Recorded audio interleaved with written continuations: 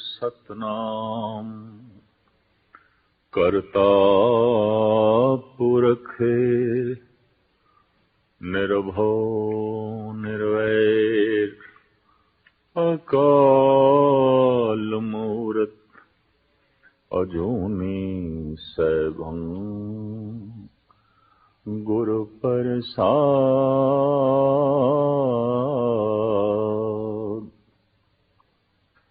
घर ही में अमृत भरपूर है, मन मुखा साध न पाया। ज्यों कस्तूरी मिर्ग न जाने, भ्रम दा भरम भुलाया।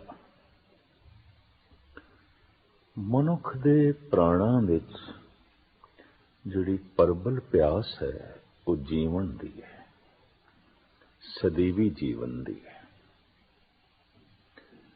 फिर जीवन तो बाद जीवन लई सारियां लोड़ां सारियां मंगां, लेकिन परबल ते प्रथम प्यास जीवन दी है।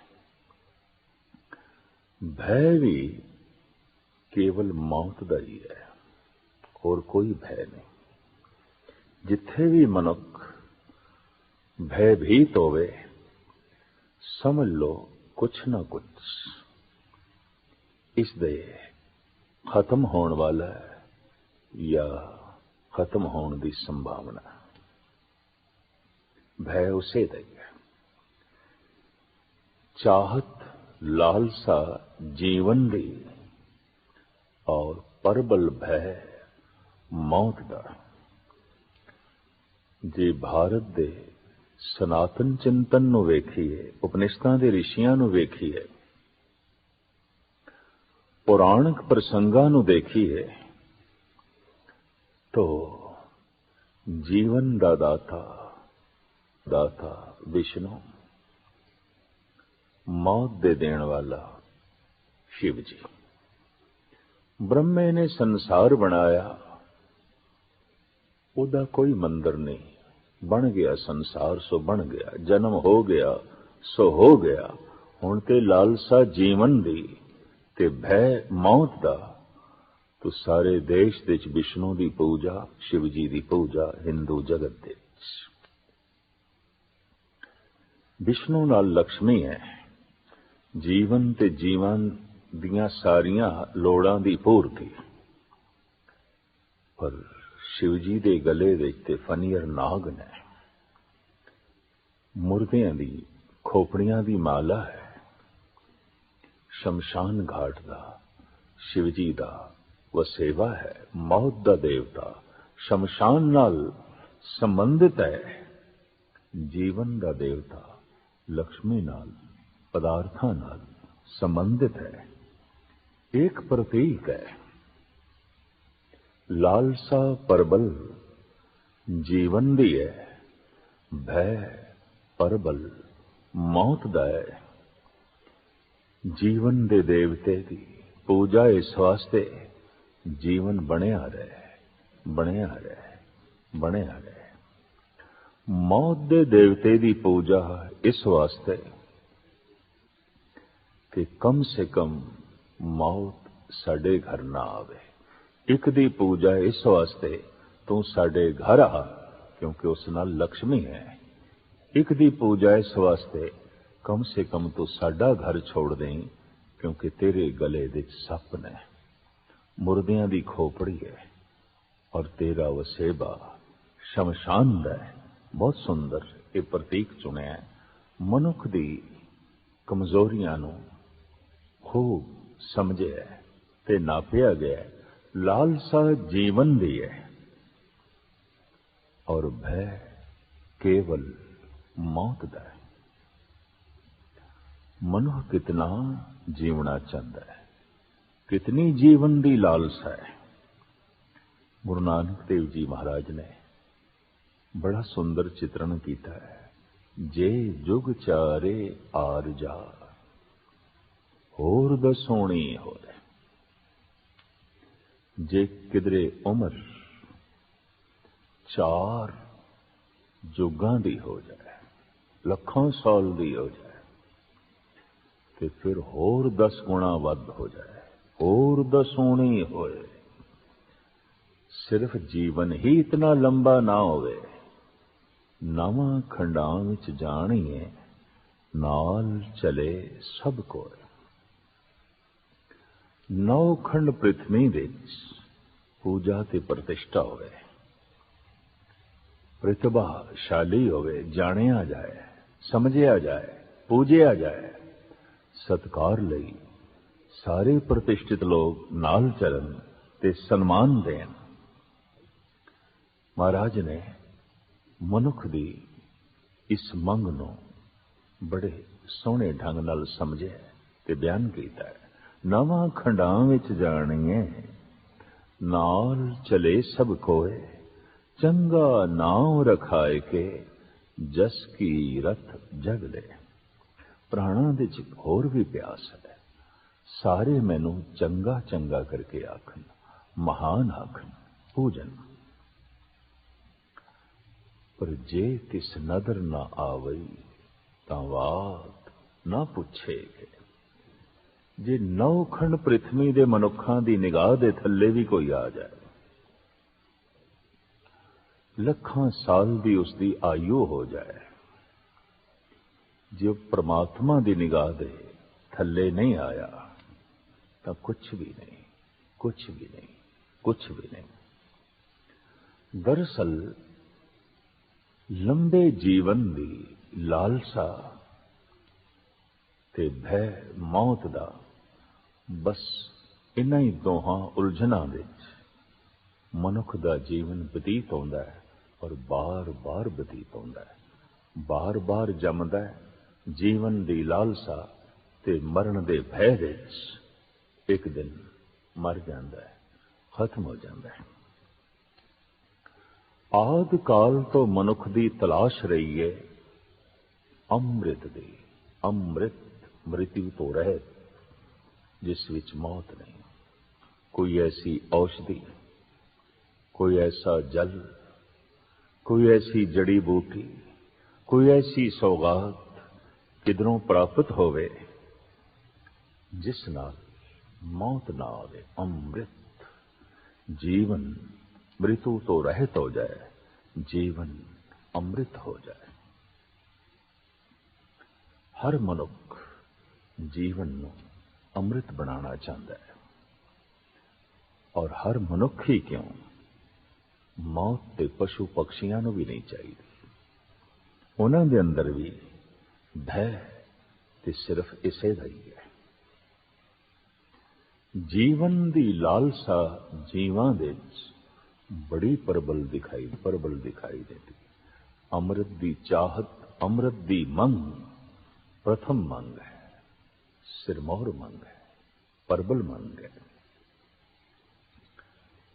सतगुरु की बाणी का फरमान, घर ही में अमृत भरपूर है, मन मुखा साध न पाया, ज्यों कस्तूरी मिर्ग न जाने, भ्रम दा भरम भुलाया। वो अमृत दा कुंठ इसी जीवन सागर दे अंदर है, और इसी जीवन दा रेड़का पाना पेगा। जप तप द्वारा इसे ही अमृत दे कुंभ नूं बाहर प्रगट करना पेगा। इस अमृत दे कुंभ नूं कोई प्रगट कर सके, इहदे लई एक प्रेरणा चाहिए, जिम्मेवारी चाहिए, इस दे लई एक तड़प चाहिए, इस दे लई साधना चाहिए। तो जैसे असी देखते हैं हैंड पंप ना, जद गेड़न दे नाल पानी ना निकले, उपरों पानी पाते हैं, फिर पानी निकलना आरंभ होता है। आदि काल तो महापुरुष कोशिश करते रहे ने बाहरों अमृत पिलाण दी, ताकि अंदर दा अमृत प्रगट हो जाए, बाहर आ जाए। एक विधि रही है, बाहरों अमृत का संबंध स्थापन करके ਜੀਵਨ ਦੇ ਅੰਦਰੋਂ ਅੰਮ੍ਰਿਤ ਨੂੰ ਪ੍ਰਗਟ ਕਰਨਾ, ਇਹ ਸਾਧਨਾ ਧਾਰਮਿਕ ਜਗਤ ਦੇ ਵਿੱਚ ਆਦਿ ਕਾਲ ਤੋਂ ਚਲੀ ਆ ਰਹੀ ਹੈ। ਆਬੇ ਹਯਾਤ ਅੰਮ੍ਰਿਤ, ਇਸ ਦੀ ਤਲਾਸ਼ ਆਦਿ ਕਾਲ ਤੋਂ ਚਲੀ ਆ ਰਹੀ ਹੈ ਔਰ ਇਹੀ ਪਿਆਸ ਮਨੁੱਖ ਦੇ ਪ੍ਰਾਣਾਂ ਵਿੱਚ ਹੈ। ਵੱਖ-ਵੱਖ ਰਹਿਬਰੀ ਪੁਰਸ਼ਾਂ ਨੇ ਆਪਣੇ ਢੰਗ ਨਾਲ ਜ਼ਰੂਰ ਐਸਾ ਜਲ ਜਿਸ ਵਿੱਚ ਉਹਨਾਂ ਨੇ ਮੰਤਰ ਪੜ੍ਹੇ, ਜਿਸ ਵਿੱਚ ਉਹਨਾਂ ਨੇ ਆਪਣੀਆਂ ਅਧਿਆਤਮਿਕ ਤਰੰਗਾਂ ਪ੍ਰਵੇਸ਼ ਕੀਤੀਆਂ, ਆਬੇ ਹਯਾਤ ਚਰਨਾਮ੍ਰਿਤ, ਇਸ ਤਰ੍ਹਾਂ ਦੀ ਪ੍ਰਥਾ ਬਹੁਤ ਲੰਬੇ ਸਮੇਂ ਤੋਂ ਚਲੀ ਆ ਰਹੀ ਹੈ। ਆਬੇ ਜ਼ਮਜ਼ਮ ਕਹਿ ਦਈਏ ਜਾਂ ਚਰਨਾਮ੍ਰਿਤ ਕਹਿ ਦਈਏ, ਇਹ ਬਹੁਤ ਪੁਰਾਣੇ ਸਮੇਂ ਤੋਂ ਚਲੇ ਆ ਰਹੇ ਹੈ। ਕਹਿੰਦੇ ਜਪ ਤਪ ਦਾ ਅਸਰ ਪਾਣੀ ਤੇ ਬਹੁਤ ਜ਼ਿਆਦਾ ਪੈਂਦਾ ਹੈ। ਪਾਣੀ ਸਾਰਿਆਂ ਦੀ ਪਿਆਸ ਹੋ ਜਾਂਦਾ ਹੈ, ਪੀਣ ਦੇ ਕੰਮ ਆਉਂਦਾ ਹੈ, ਲੇਕਿਨ ਪਾਣੀ ਵਾਈਬ੍ਰੇਸ਼ਨ ਨੂੰ, ਅਧਿਆਤਮਿਕ ਤਰੰਗਾਂ ਨੂੰ ਖੁਦ ਪੀ ਜਾਂਦਾ ਹੈ। ਐਸਾ ਬਹੁਤ ਲੰਬੇ ਸਮੇਂ ਤੋਂ ਜਪੀਸ਼ਵਰ ਅਧਿਆਤਮੀ ਲੋਕਾਂ ਦੀ ਸਮਝ ਦੇ ਤੇ ਪਕੜ ਵਿੱਚ ਆਇਆ। ਫਿਰ ਇਹ ਵੀ ਦੇਖਿਆ ਗਿਆ ਕਿ ਜਿਸ ਮਨੁੱਖ ਦਾ ਜੀਵਨ ਅੰਮ੍ਰਿਤਮਈ ਹੋ ਗਿਆ, ਉਹ ਜਿੱਥੇ ਕਦਮ ਰੱਖਦਾ ਹੈ ਉਹ ਧੂੜ ਵੀ ਅਕਸੀਰ ਹੋ ਜਾਂਦੀ ਹੈ, ਉਹ ਚਰਨ ਧੂੜ ਵੀ ਮਹਾਨ ਹੋ ਜਾਂਦੀ ਹੈ, ਉਸ ਤੇ ਵੀ ਅਸਰ ਪੈਂਦਾ ਹੈ। ਭਾਰਤ ਵਿੱਚ ਚਰਨਾਮ੍ਰਿਤ ਦੀ ਰਸਮ ਬਹੁਤ ਪੁਰਾਣੀ ਹੈ, ਬਹੁਤ ਪੁਰਾਣੀ। ਸਨਾਤਨੀ ਮੰਦਰਾਂ ਵਿੱਚ ਤੇ ਪ੍ਰਸ਼ਾਦ ਵੀ ਚਰਨਾਮ੍ਰਿਤ, ਚਰਨ ਅੰਮ੍ਰਿਤ। ਚਰਨਾਂ ਦਾ ਧੋਤਾ ਹੋਇਆ ਜਲ, ਕਿਹੜੇ ਚਰਨਾਂ ਦਾ ਜੋ ਜੀਵਨ ਅੰਮ੍ਰਿਤਮਈ ਹੋ ਗਿਆ, ਉਸ ਦੇ ਪੈਰ ਅੰਮ੍ਰਿਤਮਈ ਨੇ, ਉਸ ਦੇ ਹੱਥ ਅੰਮ੍ਰਿਤਮਈ ਨੇ। ਕਿਉਂ ਕਿ ਉਸ ਦਾ ਜੀਵਨ ਅੰਮ੍ਰਿਤਮਈ ਹੈ, ਉਹਦੀ ਸੋਚਣੀ ਅੰਮ੍ਰਿਤਮਈ ਹੈ, ਉਹਦੀ ਦ੍ਰਿਸ਼ਟੀ ਅੰਮ੍ਰਿਤਮਈ ਹੈ, ਉਹਦੇ ਬਚਨ ਅੰਮ੍ਰਿਤਮਈ ਨੇ। ਇਸ ਵਾਸਤੇ ਉਸਦੇ ਬਚਨਾਂ ਦੀਆਂ ਲਹਿਰਾਂ ਜਲ ਨੂੰ ਛੂ ਜਾਣ ਤਾਂ ਜਲ ਅੰਮ੍ਰਿਤਮਈ ਹੈ, ਔਰ ਉਹ ਜਲ ਕਿਧਰੇ ਅੰਮ੍ਰਿਤਮਈ ਵਨ ਹੋ ਗਿਆ, ਉਹਦੇ ਚਰਨਾਂ ਨੂੰ ਛੂ ਜਾਣ ਤਾਂ ਉਹ ਜਲ ਚਰਨ ਅੰਮ੍ਰਿਤ ਹੈ, ਚਰਨਾਮ੍ਰਿਤ ਹੈ, ਚਰਨ ਅੰਮ੍ਰਿਤ। तो बहुत पुराने समय तो चरणामृत की प्रथा भारत विच प्रचलित सी और अजे भी सनातन जगत विच है। गुरु घर विच भी यही प्रथा सी। चरण धोए रह रास कर चरणामृत सिखां पिलाया। भाई साहब भाई गुरदास जी ऐसा बयान करते हैं। सिखी का दायरा वधन लग पिया तो चरनामृत देने वाले कुछ होर प्रतिष्ठित लोग लभने सन। तो धर्म गुरु अमरदास जी महाराज ने 22 मंजियां बख्शिश कीतियां। मंजी नूं छोटे तख्त नूं परशियन विच मसनद कहंदे ने ते मसनद दा ही पंजाबी उच्चारण हो गया मसंद। 22 मसंदां दी प्रथा धन गुरु अमरदास जी महाराज ने चलाई। इन्हां विच 3 बीबियां सन, 19 पुरुष सन। वख-वख इलाकियां विच इह सिखी दा प्रचार करके चरनामृत पिला के गुरु घर नाल जोड़ी गए और इस तरह सिखी दा वाधा होंदा गया। मनुख दी कमजोरी सहजे सहजे इन्हां मसंदां दा कुछ जप तप घटिया, क्योंकि बाहरों पूजा प्रतिष्ठा वधी, अंदरों जप तप घटता गया। ये कोई विरला ही है कि जितनी पूजा प्रतिष्ठा वधे, धन संपदा वधे, उतना ही उसके हिरदे विच धर्म वधे, जप तप वधे, बंदगी वधे, ताकि संतुलन कायम रहे। पर ऐसा अक्सर घट होता है। जैसे धन वधदा है, धर्म घटदा है। जैसे बाहर दे सुख वधदे ने, अंदरूनी सुखां नाल सहजे सहजे मनुख संबंध तोड़दा है। मसंदा ने भी ऐसा ही किया। धन दे घर विच अंबार लग गए, पूजा प्रतिष्ठा 4 कुंटां च होण लग पई। सहजे सहजे गुरु दे सिख बनाण दी थां ते इन्हां दे अंदर ये लालसा जागी, अपने सिख बनाईए, अपने सिख बनाईए, अपनी सिखी दा वादा करिए। लिहाजा कार भेंट जो मिलती सी, गुरुद्वारे बनाण लई, सरोवर बनाण लई, धर्मशालावां बनाण लई, लंगर चलाण लई, उस कार भेंट नूं भी ये पूरे दा पूरा खुद अपने कोल रखण लग पे। गुरु तक नहीं पहुंचाते सन। इन्हां विच कुछ ने थे गुरु होण दे दावे भी कर दिते। सहजे सहजे भ्रष्ट होंदे गए, लोभ दे मारे हुए वासना विच ग्रसे गए, और वासना दे ग्रसे हुए परबल हंकार विच डुबदे गए। धन गुरु गोबिंद सिंह जी महाराज तक पहुंच के ये मसंद जुल्म ते दुराचार दी इंतहा तक पहुंच गए सन। लिहाजा इस प्रथा नूं धन गुरु गोबिंद सिंह जी महाराज ने खत्म कर दिता। आखिया नहीं, कल्ला मनुख चाहे रसिक है, अनुभवी है, ज्ञानी है, कई दफा हो सकता उसका हाजमा कमजोर होवे और वह पूजा प्रतिष्ठा नूं हजम ना कर सके, बाहर दी धन संपदा नूं हजम ना कर सके।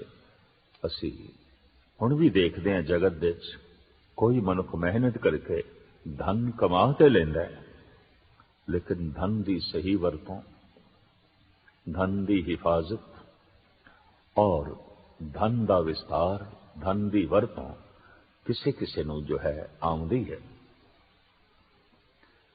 अध्यात्मक आनंद थोड़ा बहुत प्राप्त करके जद ये मसंद चोटी दे धनाढ़ हो गए, हंकारी हो गए, दुराचारी हो गए, अत्यंत लोभी हो गए, तो धन गुरु गोबिंद सिंह जी महाराज ने ये प्रथा चरनामृत की थां ते खंडे बाटे दा अमृत और बाणी दा अमृत ये प्रचलित आपने कीता, और ये अधिकार एक नूं नहीं पंजां नूं दिता। पंज आइंदा अमृत छकाया करनगे। किहड़े पंज? जो गुरु नूं प्यारे ने ते जिन्हां दे अंदर गुरु दा प्यार है, रोम रोम विच गुरु दा प्यार है। ऐसे पंज जो गुरु नूं प्यारे ने ते गुरु दा प्यार जिन्हां दे अंदर है, वो वारी वारी पंज बाणियां पढ़न। जपजी साहब, जाप साहब, सवैया, चौपई ते आनंद साहब। पंज अपनी दृष्टि नूं बाटे दे जो पानी है उस दे च रखन, ताकि हिरदे नूं जोड़ के पढ़ी हुई ये बाणी दृष्टि दे राही उस बाणी दा पानी विच प्रवेश करन, ताकि वह पानी पानी ना रहे, वो पानी अमृत बन जाए। हकीकत है हिरदे विच लोभ है, अखां दे राही प्रगट होंदा है। हिरदे विच वासना है, अखां दे राही प्रगट होंदा है।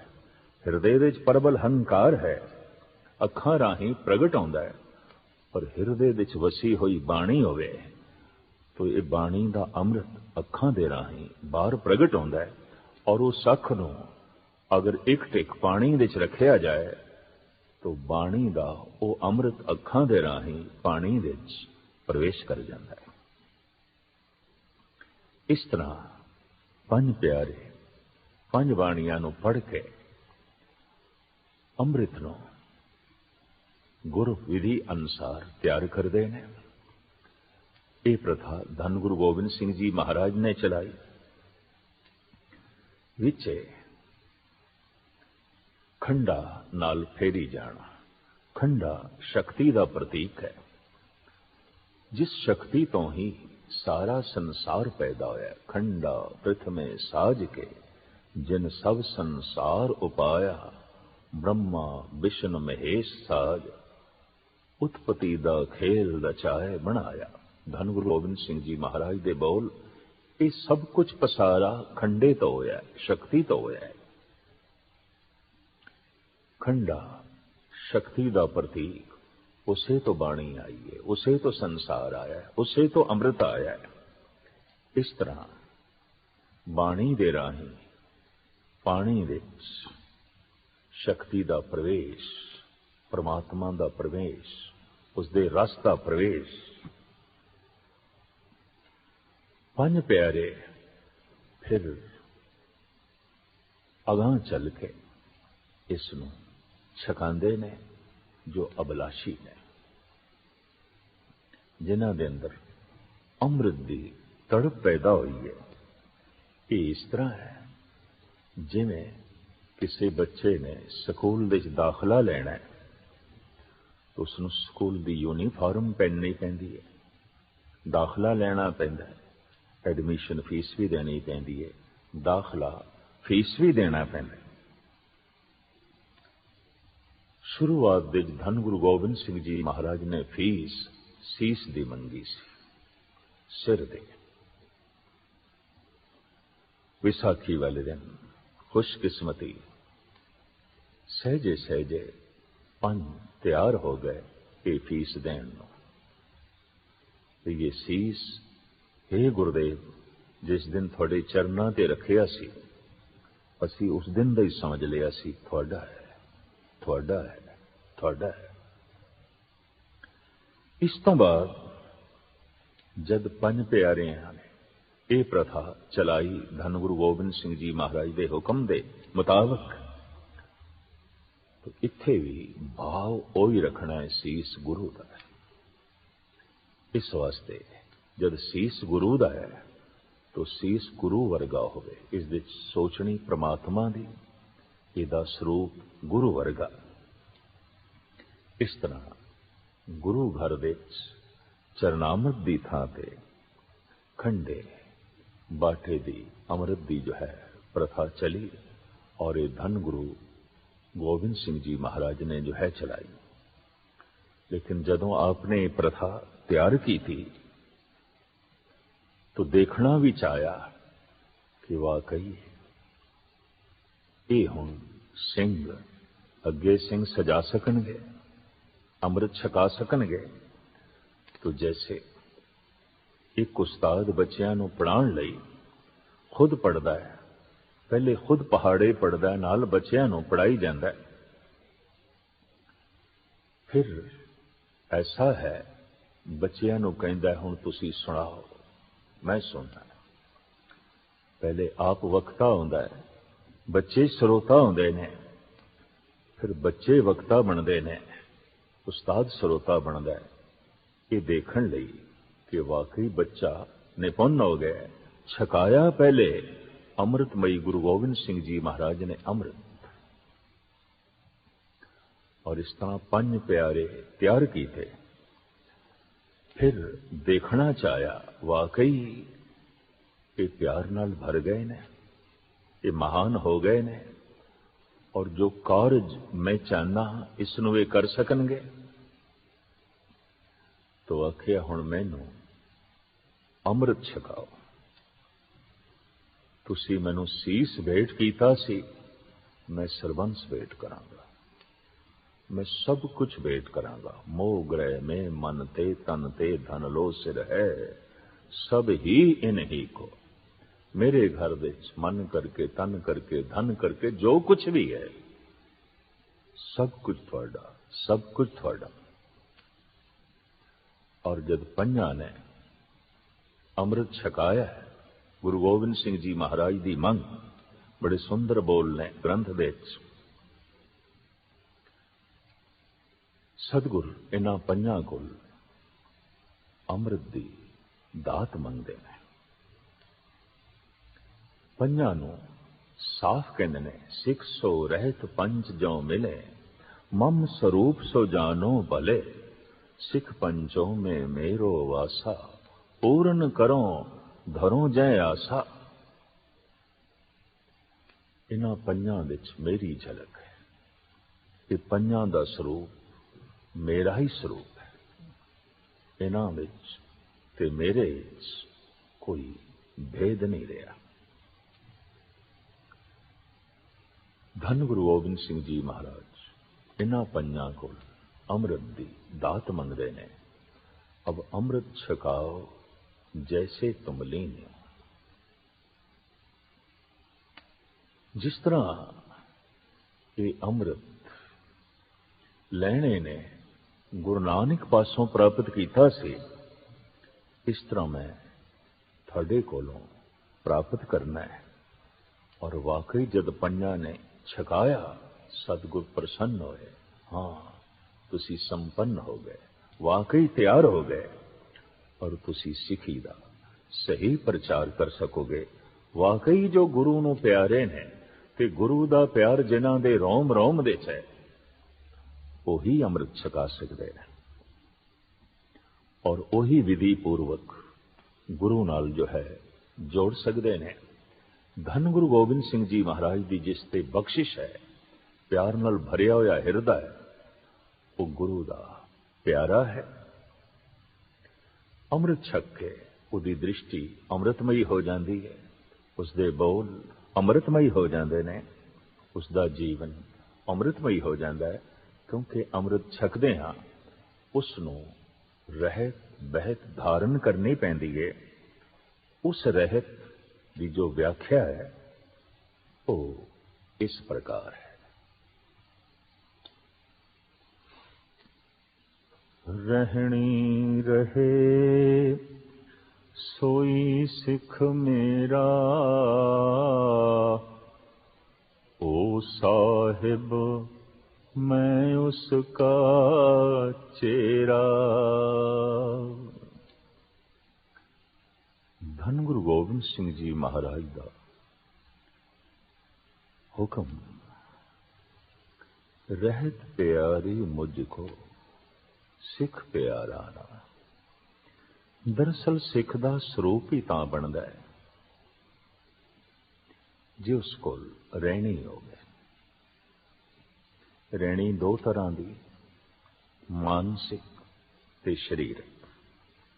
मानसिक रहनी है बाणी का पाठ, जपजी साहब, जाप साहब, सवैये, चौपाई, आनंद साहब, और जितनी बाणी पढ़ सके। मूल मंत्र का जप एक ओंकार तो लेके गुर प्रसाद तक, वाहिगुरु वाहिगुरु वाहिगुरु मंत्र का जप 2 वक्त, 10 मिनट, 20 मिनट, आधा घंटा या जितना उसको समा। ये मानसिक रहत है। तन दुते पंज ककार, ये शरीरक रहत है। मन करके सिख बने, तन करके ये सिख बने, तो मानसिक ते शरीरक रहत चाहिए। ना मानसिक रहत होवे ना शरीरक, तो धन गुरु गोबिंद सिंह जी महाराज कहते ने, ये सिख मैनू प्यारा नहीं। क्योंकि इसने पाहुल नहीं ली और रहनी नहीं रखी। धरे केस पाहुल बिना देखी मूरख सिख, तिसको दर्शन ना है मेरा पापी त्यागे दिख। रहत नाम इस तरह के बोलने, ज्यों काहू पे गधा नवायो, फूल माल ताए मूंड धरायो। खोते नूं इशनान करा के उहदे गल विच फुल्लां दी माला पावे और उहदे शरीर दे उत्ते चंदन इत्यादिक लावे। ज्यों काहू पे गधा नवायो, फूल माल ताए मूंड धरायो, तैंकी कर तांकी शोभा नाही, हासी होए होत जग माही। अगर इस तरह करके कोई खोते नूं बाजार विच ले आवे, लोकी उसनूं वडियाण नहीं लगे, बल्कि हसणगे उसते। भई लै खोते नूं इशनान करा के चंदन ला के गले विच फुल्लां दी माला पवा के लैके आ गया। तैंकी कर तांकी शोभा नाही, हासी होए होत जग माही। ये प्रमाण किस पर थाई दिता जा रहा है? अगां फरमान करते ने, तिम कुरतियन केस रखाए, कहो कैसे ओ शोभा पाए। इसी तरह जो कुरैती है उसने केस रखे हुए ने, मानो खोते नूं इशनान कराया गया, फुल्लां दी मालां पवाई गई है, चंदन आदक लाया गया, बस खोते दा खोता है। ते हिरदे दी बनावट बनेगी बाणी नाल, मूल मंत्र दे जप नाल, गुरमंत्र दे जप नाल। उत्थे शरीर सिखी दा स्वरूप पेश करेगा इन्हां पंज ककारां नाल। कक्का के, इस दी आवाज जो पर्शियन उर्दू दे अल्फाज दे च है, अल्फाबेट दे च, उसनूं कहंदे ने काफ। तो भाई साहब भाई नंदलाल जी फारसी दे ही आलम फाजिल गजनी तो आए, लिहाजा उन्हां दे बोल, उन्हां दी बाणी सारी दी सारी फारसी दे च। आप फरमान कर देने, निशाने सिखी ई पंज हरफ काफ। सिखी दियां पंज निशानियां पंज काफ दे हरफां दे च बंद ने। निशाने सिखी ई पंज हरफ काफ, के हरगिज ना बाशद ई पंज माफ। इन्हां पंजां दे चों एक भी निशानी नहीं। सिख हरगिज माफी दा ख्वाहिशगार नहीं बन सकता, उसनूं माफ नहीं किया जा सकता। केड़ियां पंज निशानियां? कड़ा कार दो काछ कंगा बिदा, बिना केस हेच अस्त ई जुमला निशा। कड़ा, कार दो कृपान, काच कछैरा, कंगा बिदान, बिना केस हेच अस्त ई जुमला निशा। पर केसां तो बिना बाकी चार निशानियां परवान नहीं। जैसे लाड़े तो बिना बरात नहीं शोभा पांदी, केसां तो बिना कड़ा कछैरा कंगा। कड़ा ये शोभा नहीं पांदा। इन्हां दी शोभा, कृपान दी शोभा, कड़े दी शोभा, कछैरे दी शोभा, कंगे दी शोभा केसां करके, केस मूल ने। क्योंकि राजे परीक्षित तो साडे देश दे केसां दा मुंडन आम चल पिया सी। भावें सब तो प्रथम उसने केसां दा मुंडन उन्हां ब्राह्मण, जिन्हां ब्राह्मणां ने राजे जनमेजे दी महाराणी दी हस के बेपती की थी। वो किधरे जोर दी हवा नाल नगन होई ते सारे दे सारे हस पे। जनमेजे ने इन्हां दे सिर मुन दिते, कुछ कतल कीते, बुथेरियां दे सिर मुने। इस तरह सिर नूं मुनना, मुंडन करना एक बहुत वड्डी सजा सी, बहुत वड्डी सजा। उस वक्त जनमेजे ने इस सजा ही दी। कलगीधर पिता ने सारा प्रसंग दसम ग्रंथ विच लिखिया। प्रथम बांध के सबके मूंड मुंडाए, पुनर ए डुआ सीस तांके लगाए। इन्हां ब्राह्मणां नूं बन के उन्हां दे सीस मुन दिते, मुंडन कर दिता कि उन्होंने घोर बेअदबी की थी। फिर इन्हों छोड़ दिता इतनी वड्डी सजा देके। जिन्होंने छोटी सजा दी उन्होंने तो सजाए मौत दी, पर जिन्होंने वड्डी सजाए दी उन्होंने मुंडन किया, जीवदियां ही मार दिता। ये ब्राह्मण जिधर जिधर गए लोगों ने पूछा थोड़ा जोड़ा, थोड़ा दाड़ा, थोड़े केस। तो इन्होंने यह कहा पिता गुजर गया, किसी ने कहा मां गुजर गई। हाँ, ऐसा करना पे, ये सोग धारण करना पे। अज भी बिल्कुल सफा चट मुंडन करा के कोई बाहर आ गया बाजार विच, ऐसा समझा जाता है या मां गुजर गई है या पिता गुजर गया है। ये मुंडन सोग की निशानी सी, दुख की निशानी सी, मौत का प्रतीक सी। सहजे सहजे जद अध्यात्मक जीवन रहा ना, ते मुंडन आम हो गया। जन्मेजे ने कुछ ब्राह्मणों का मुंडन किया सी, इन्हां करके इंज कह लो सारे देश का मुंडन हो गया। केस एक ऐसी सुरक्षा ने, जद कोई नाम जपदा है हिरदे की बनावट बनेगी बाणी नाल, मूल मंत्र दे जप नाल, गुर मंत्र दे जप ना हो जाए, चला ना जाए, केस मदद करते हैं। केसां दे चों भी निकले ना, जल्दी ना खारज होवे तो दस्तार मदद कर दी है। इस वास्ते बाकी पहरावा जो असी तन ते पहनते हैं समाजिक है, दस्तार धार्मिक है। सिखी ई पंज हरफ ते हिरदे की बनावट बनेगी बाणी नाल, मूल मंत्र दे जप नाल, गुर मंत्र दे जप नाल। उत्थे शरीर सिखी का स्वरूप पेश करेगा। इन्हां पंज ककारां जैसे असी देखते हैं, नर मुर्गा, तोता, कबूतर मदीन नालों ज्यादा खूबसूरत ने, प्रकृति ने शिंगारे है। दाड़ा कुदरत का दिता होया एक शिंगार है।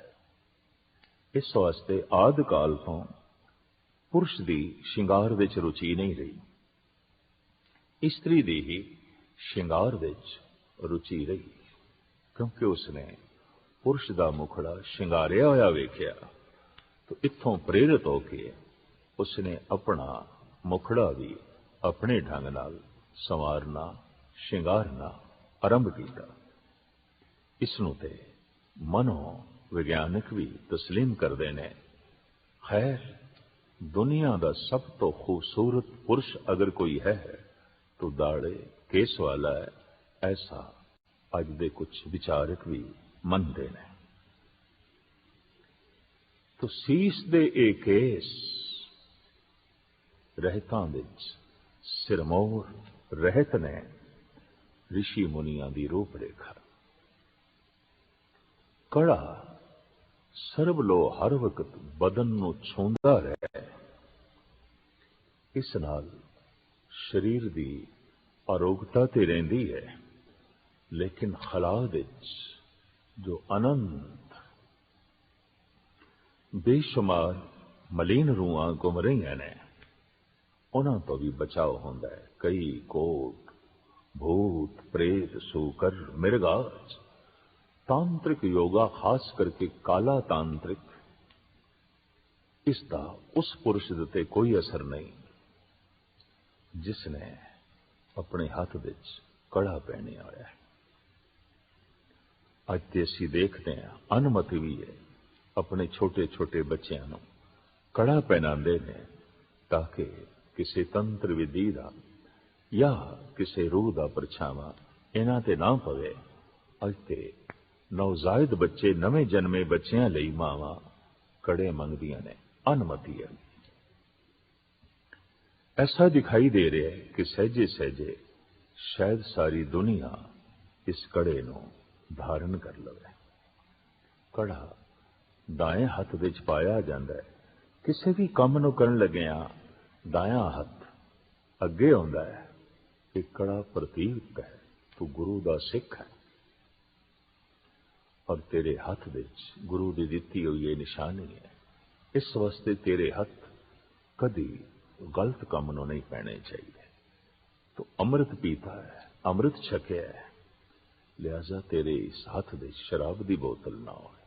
तेरे हाथ किसी ते जबर ना करन, तेरे हाथ किसी दा हक ना खोवन। तो गुरु की निशानी हाथ विच पहनी हुई है। कछहरा एक ऐसा पर्दा और इसका इतना मनोविज्ञानक मन दे ते असर है कि सहजे सहजे अज ते सारी दुनिया ने धारण कर लिया है।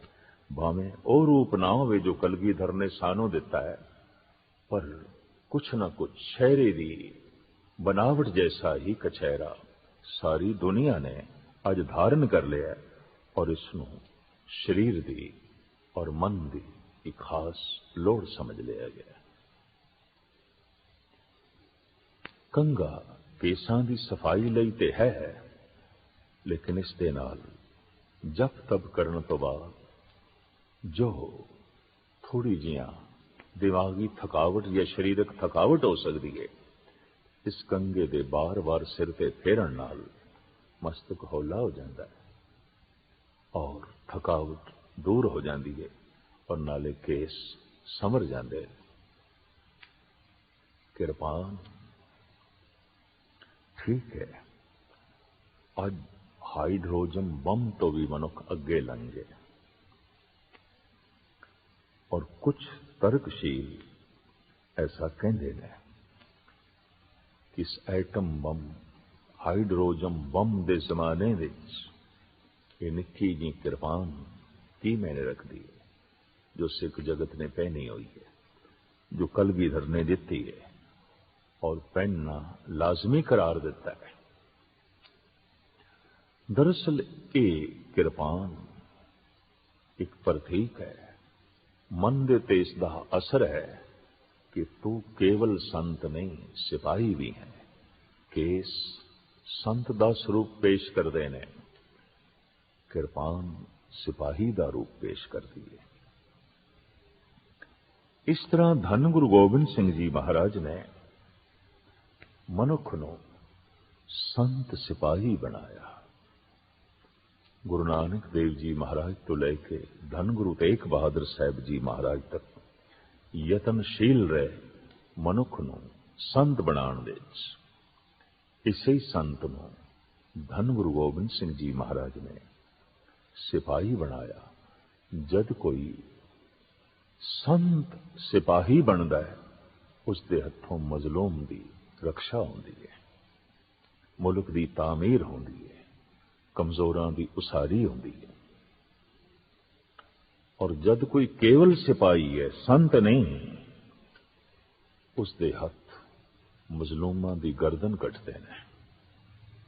चीन के एक प्रसिद्ध संत ने कहा है, सिपाही दे सैनिक दे जिथे पैर जम जाते ने, टिक जाते ने, जमीनां उत्थे उजड़ जांदियां ने, बर्बाद हो जांदियां ने।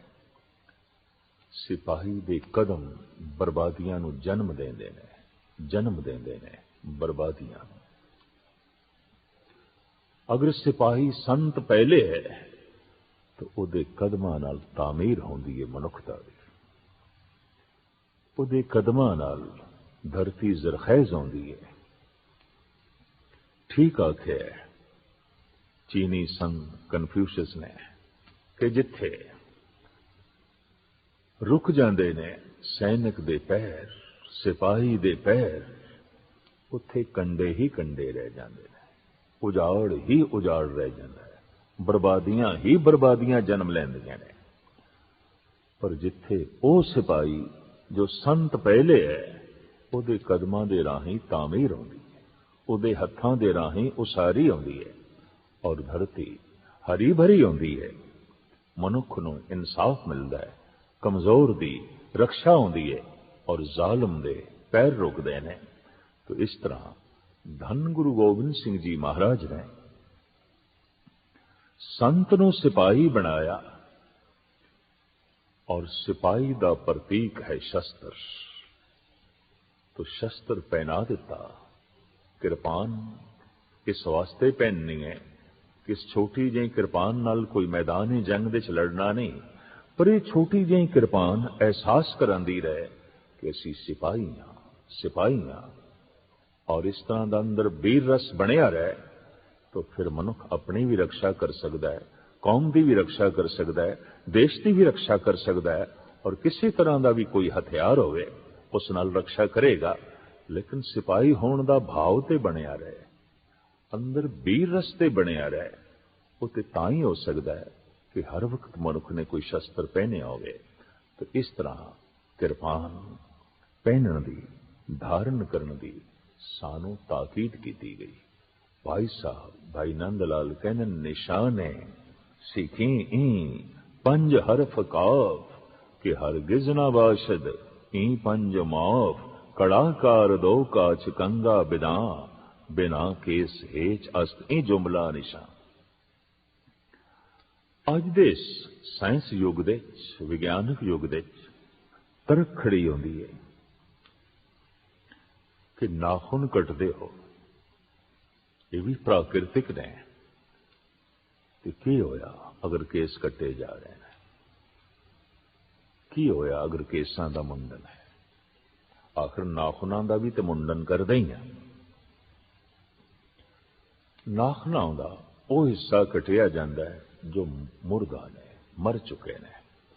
जिवें घर विच गया चलाना कर गया तो मुर्दे नूं घर विच ते नहीं रखते, और घर विच रखांगे तो बदबू, घर विच रखांगे तो गलाजत, घर विच रखांगे तो सारा घर मरगट बनेगा। इस वास्ते मुर्दे नूं मरगट घाट ले जाते हैं और जला के खाक कर दें। नाखून जो मुर्दा हो जाते ने मैल नाल भर जाते हैं और बीमारियां दे वो जन्मदाते बनते हैं। जिंदा नाखून हो जो मांस के नाल जुड़े हुए है, जिंदा है, उसनू कटांगे तो खून निकलेगा, उसनू कटांगे तो पीड़ होगी। और जो अगे वध चुके हैं मैल नाल भर गया है ये तो मुर्दा है। इस नाखून नू कटना मैल नू कटना है, परे सुटना है। प्रकृति ने जब उसनू खत्म कर देता है, मुर्दा कर देता है, तो मुर्दा इस शरीर तो अंग तो एक पासे करना पड़ेगा, जैसे घर दे वेड़े तो मुर्दे में एक पासे करते हैं। हाँ केस भी कुछ मरदे हैं, पर सानू किस तरह पता चलेगा किहड़े केस मुर्दा हो चुके हैं, दाड़े दे किहड़े वाल मुर्दा हो चुके हैं, सिर दे किहड़े केस मुर्दा हो चुके हैं। ये साडे हत्थां नूं नहीं पता चलता, ये कंगे नूं पता चलता है। जैसे जैसे असीं कंगा फेरदे हां मुर्दा केस झड़ जाते हैं, निकल जाते हैं। जैसे नाखून रोज वधदे ने रोज नवे केस पैदा होंदे ने और पुराने झड़ते हैं। ये केसां दा जन्म ते मरण जीवन भर चलदा रहिंदा है। कुछ ते सियाणे कहंदे ने कि मुर्दे दे भी केस वधदे ने और नाखून वधदे ने। खैर जो कुछ भी है, जो केस मुर्दा ने कंगे दे राही झड़ जाते ने, निकल जाते ने, और जो जिंदा ने वो सवर जाते ने, सवर जाते ने।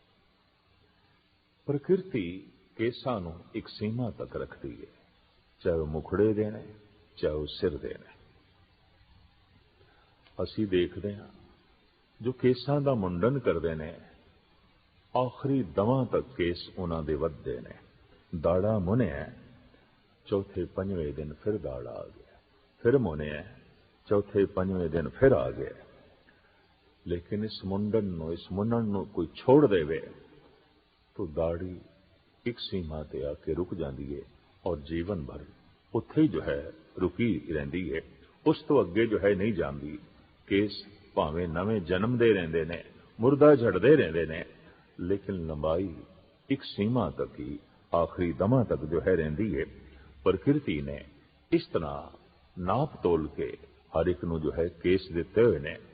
केसां दा मुंडन प्रकृति नाल जंग है और इस जंग विच हार ही होंदी है, जित नहीं होंदी, क्योंकि आखिरी दमा तक केस निकलते रहंदे ने, वधदे रहंदे ने।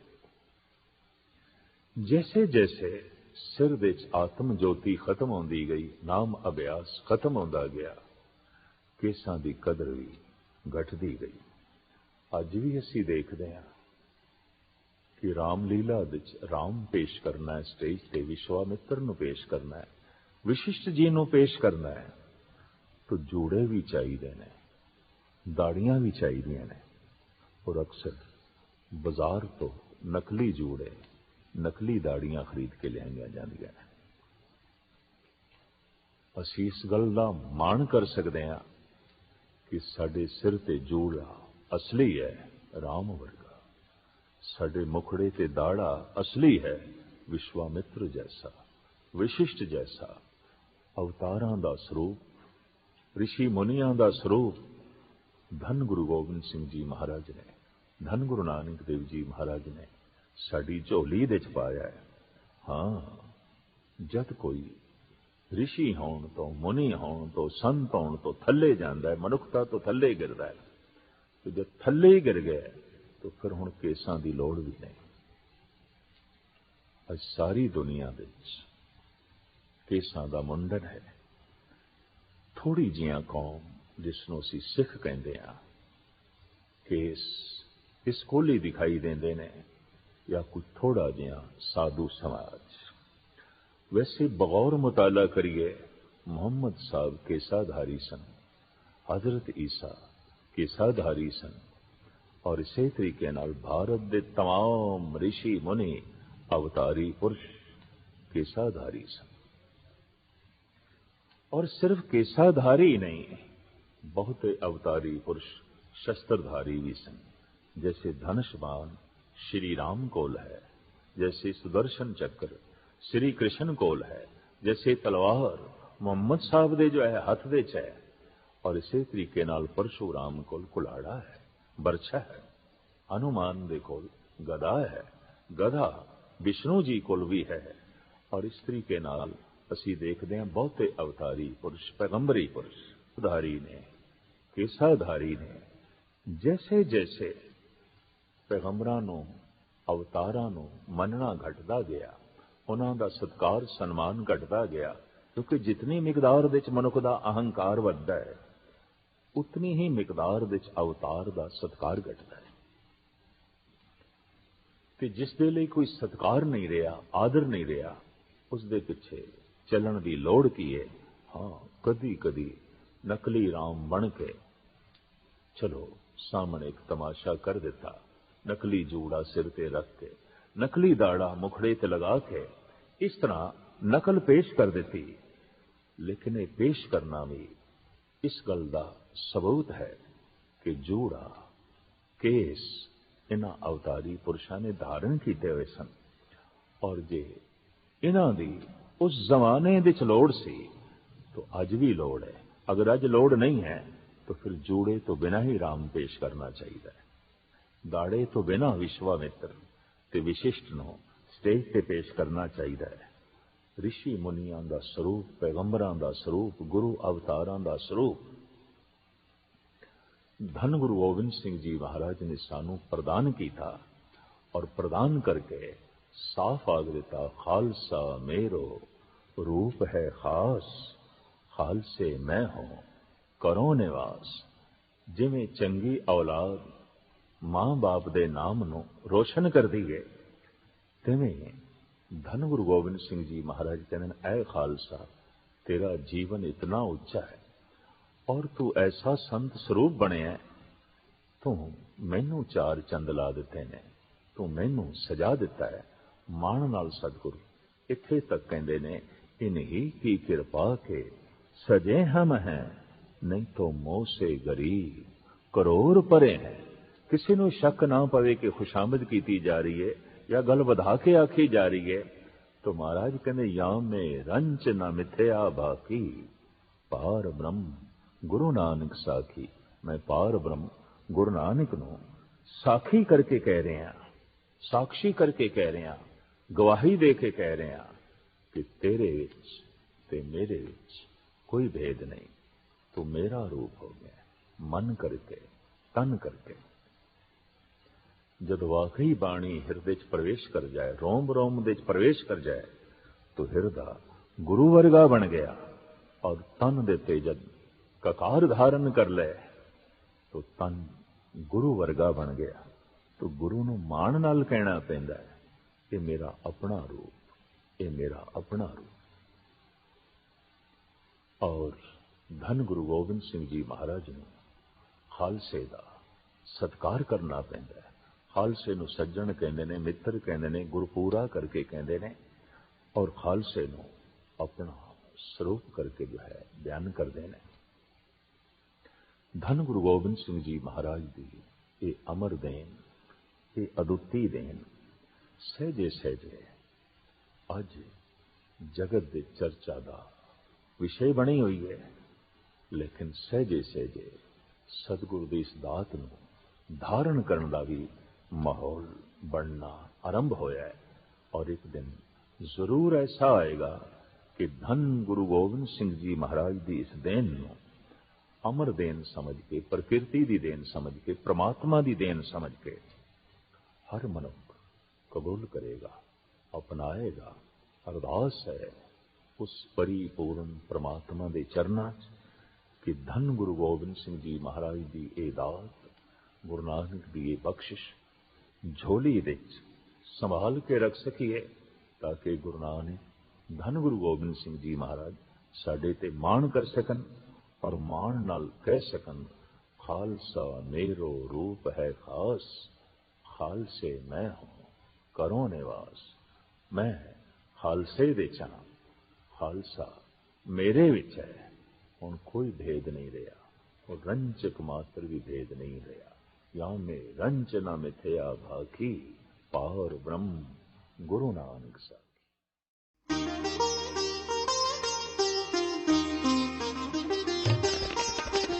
ज्ञान दासागर ज्ञान दासागर